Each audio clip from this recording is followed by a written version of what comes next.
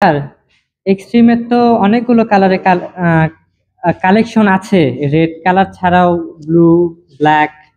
তো আপনার এই রেড কালারটা পছন্দ করার কারণটা কি একটু বলবেন আমাদের দর্শকদের উদ্দেশ্যে? অ্যাকচুয়ালি লাল কালার চুজ করার কোনো মানে খুব স্পেশাল যে কোনো কারণ তা নাই।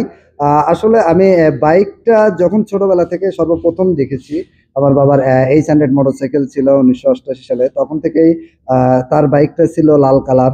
তখন থেকে মানে বাইক বলতে আমি একটু লাল কালারটা বেশি চোখে দেখছি, এবং প্রত্যেকটা জিনিস যতগুলাই দেখি যে অন্যান্য কালার এগুলো তো পরে আসছে, বেশিরভাগ লাল কালারটাই মানে চলছে বেশি। ওই এক কথায় বলতে গেলে যে লালের প্রতি একটা লোভ থাকে বেশি প্রত্যেকটা এতে, এরকম এই জন্য আসলে লালটা চুজ ও করা। আচ্ছা, ঠিক আছে স্যার। আর অবশ্যই রাইডিং এর সময় হেলমেটটা অবশ্যই পরবেন, এবং হেলমেট ছাড়া কখনো রাইড করবেন না। আর এই বাইকটা কিন্তু অকটেন ফুয়েল অনলি বলা আছে, BS6 ইঞ্জিন, তাই অবশ্যই ভালো কোনো ওই ফুয়েল পাম্প থেকে কোয়ালিটি ফুল ফুয়েল উঠাইবেন, অবশ্যই অবশ্যই অবশ্যই। অকটেন। তাহলে আপনার পারফরমেন্সটা বেটার পাবেন, ইঞ্জিনের ডিউরেবিলিটি বাড়বে এবং মাইলেজটাও ভালো হবে। মানে কাঙ্ক্ষিত মাইলেজ পাবো। হ্যাঁ, কাঙ্ক্ষিত মাইলেজ পাবেন। আসসালামু আলাইকুম। ওয়ালাইকুম সালাম।